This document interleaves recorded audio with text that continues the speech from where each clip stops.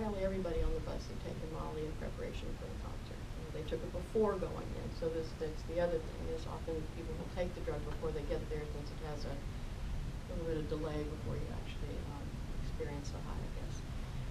And we were just appalled. I mean, Shelley was a University of Virginia Jefferson Scholar. That's a full ride to UVA. She was a very smart girl. She was health conscious. She liked to bake. She didn't smoke because smoking, wasn't something that she would do because she was health conscious. And she joined a sorority her first year at UVA.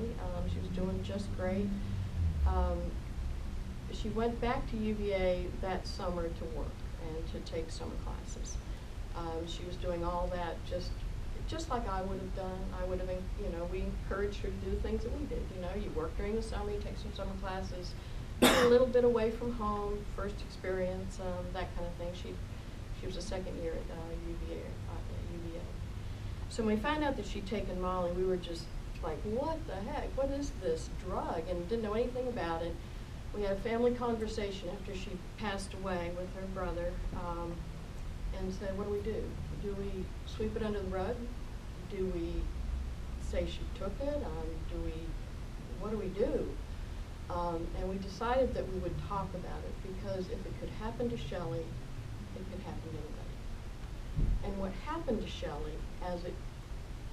the more I looked into it, I couldn't figure out where I was supposed to go with this. As a mother, you find out what's the purpose in her death. And I believe that there was a message, and the message is, I found out later. She'd taken Molly. Molly affects your body's ability to regulate its temperature. What she didn't know is that if you combine that with an environment that's overheated, that's overcrowded, that doesn't have good access to water, where you're dancing aerobically for 4, 5, 6 hours, that will raise your temperature that much more to cause hyperthermia. Hyperthermia is a heat stroke. Shelley died from hypothermia, cardiac arrest, and death. Yeah, we're Northern Europeans, but we don't realize there's a hypersensitivity issue here. And I just couldn't believe it. I mean, Shelley exercised every day. It wasn't about not being in shape and all that. I thought, well, how can this be happening? And the more I looked into it, the more I realized it was environmental. It was at the club. How could the club have conditions like that that would cause a dangerous situation for kids that were sick or suffering some sort of medical emergency and not being able to get the help that they needed as quickly as they needed, or even for it to happen in the first place? My background is political. I was a political science major. I worked for a congressman for 28 years.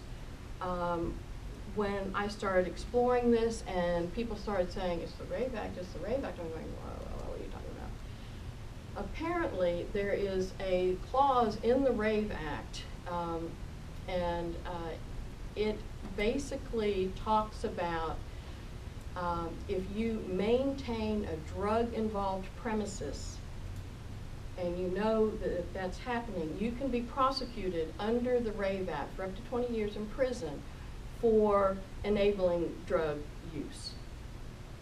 All right?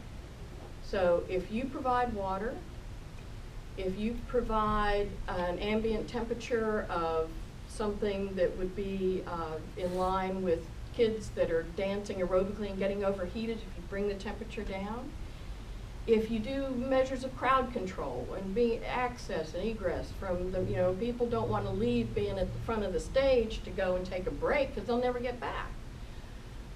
Banning camelbacks, water, all these issues were not the vendors, or not the vendors, the venue promoters, the venue organizers, call them what you will, have used the Rave Act as the reason, they cite it as the reason for not providing safe environmental conditions. They also use the same argument against education being allowed, that you cannot provide any of the things that these guys are talking about here, including something that might be attractive to my precious Shelley. You know, you've got this, yeah, she's preppy. She was kind of my alter ego, because I'm not really that way. But she was all about, you know, having a good time, and I understand that. I was a kid once, I get it. But, you know, had there been a DanceSafe anything there, and, you know, you had cute little cupcakes or something, and Shelley comes over and picks up that card and says, if you take Molly, oh, yeah, I did that. One last chance to say, if you're taking Molly, you run the risk of hypothermia if you dance for a long time, you're dehydrated, you're hot, you don't get out of the middle of it, you could kill yourself. What the heck? You don't have that information? What our drug policies have done is they have treated people like Shelley, to me, as collateral damage in the war on drugs. And it makes me furious, because Shelley was out there to change the world. Please go to amendtheraveact.org and you will see her story. She was a wonderful, wonderful person, and I always thought that I would be supporting her in what she needed to get done in this world. And now it's me. It's me protecting you guys, because I love every one of you. And I know I've been a kid, 17 to 25, it's the greatest risk-taking years of a person's life. It's one of the reasons so many of them die at war, I think, is because those kids join the military and they become the fodder, as far as I'm concerned, because they're willing to take risks. You know, Shelley, she was a leader, you know? That wasn't something that she was afraid of embracing. And she was going to be a change. She was going to make the world a better place. She wrote a poem when she was 8, and I love the line in it, and it said, God bless the world. It was right after 9/11. Her birthday was 9/11. Her last words were 9/11. I'm kind of getting it, right? And in it said, she wrote, everybody was God bless America. Shelley wasn't ever, my family's Dutch, you know, she's going to not limit, you know, please include the rest of the world, because we all need saving. And she wrote, the world, God would not have made the world if he didn't think we could improve it. 8 years ago. All right? So we knew she was going to be great things. In fact, she would kind of joke. She said, I don't know if I'm going to be Secretary of State or a wedding planner. We all had those options. That'd be really great.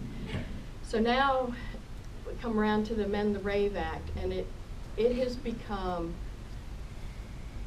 my goal in life to get this changed, and we can do it. Because if this is all that is needed, is to have a few words changed in a law that is no longer relevant. When it was first enacted back in 2003, in DC, there were a lot of road promoters enabling drug use and that kind of thing. It was a bad scene, and there were some bad things going on, and it took care of that. The problem is that it hasn't been updated to include these EDM concerts, which are 1,000 to 150,000 people. That is a public health potential crisis right there. The venues under this law don't have the appropriate numbers of medical staff.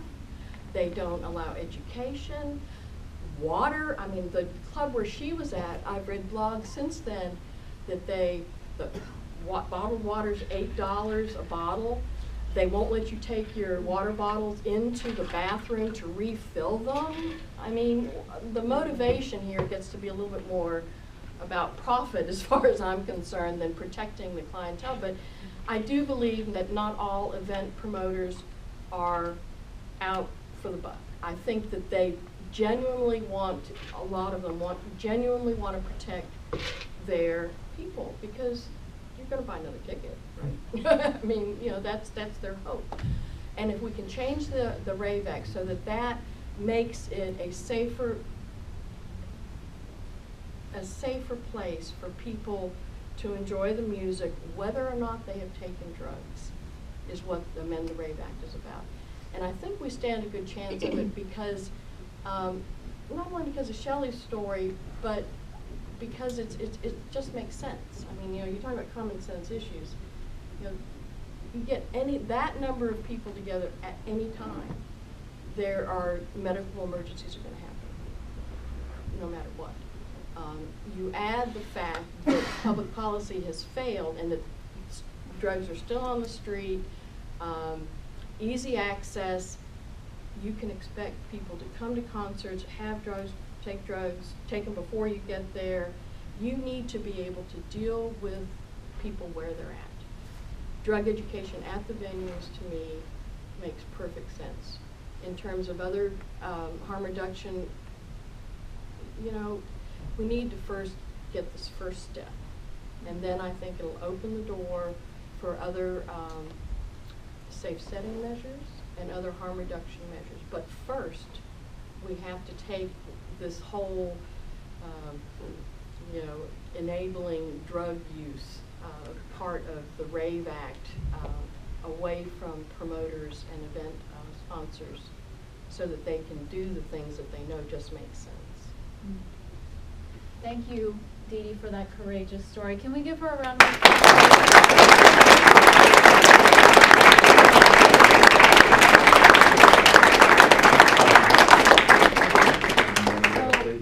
So actually, just so you can do something, feel like you're doing something right now in this room, Brian is gonna actually, or no, somebody else is gonna is gonna pass around this iPad. It has the petition up to support Dede's campaign to amend the Rave Act. So if you're feeling moved to do so, I ask that you sign that. Yeah, it's not just my movement. DanceSafe is behind it yes. As well. The Drug Policy Alliance is working. After you sign it, just hit refresh and pass to the next person. To do so. And if you look at the website, you can find out a little bit about Shelley, just as a, you know, you think it can't happen to you kind of thing. I mean, it's people that use drugs, there's not really a, you don't know who that is. I mean, there's not, this person uses drugs, you can tell by looking at them. This person doesn't use drugs because they don't look that way. And, you know, Shelley would have been one of those, she doesn't look that way. But, you know, it's part of the culture. I mean, and like I said, I grew up, my husband's 65, he grew up in the 60s, I grew up in the 70s. I know about this stuff. And so do your parents. And that's why this campaign is going to be successful, is that we, people my age, people your age, everybody gets it. And I think that they understand that concerts need to be safe. Concerts are not inherently bad. It's just a risky time. You don't know the dosage. You don't know what you're doing. By the way, Shelley's toxicology report came back that it was pure MDMA that she had taken. So, and there was no marijuana, alcohol, or any other adulterants in her body. So that made it easier for me, because if it had been combination, concentration, I couldn't really deal with it as well. Knowing that it was pure MDMA and knowing what I know about MDMA, it won't kill you. Her death certificate says MDMA intoxication. So it wasn't really an overdose, but what was it? And that's what led me to this campaign is, well, if that didn't kill her, then what did? I mean, she was a perfectly healthy individual. So it was the environment. Holy cow, that's craziness. We have an incredible opportunity really to start, like Dede said, working together. So I'm very honored to be on this session with her, with AMPLIFY, with DanceSafe. Drug Policy Alliance is helping coordinate a bunch of different drug policy groups to support this campaign. And just I want to take a minute or two to explain a little bit about the program that I'm running at DPA right now. So you have the groups like DanceSafe and AMPLIFY that go out and do the work. You have Dede, who's starting this incredible campaign. Drug Policy Alliance, our goal is to enable these conversations about what this type of drug use is about, how to be safer, to advocate for AMPLIFY and DanceSafe to be at more venues, and to support campaign like Dede's campaign to make settings the safe settings. And so this is really just the beginning of a movement. If for those of you who saw Troy Dayton's speech last night about like being on the cutting edge, and we're not talking about it yet, and it might be something to engage people and get people to your clubs, this might be an issue, because like Dede said, this, you know, it's you guys, it's your age group that this impacts. And so I really encourage you to go back to your chapters with this issue and find ways to get involved that have been explained here.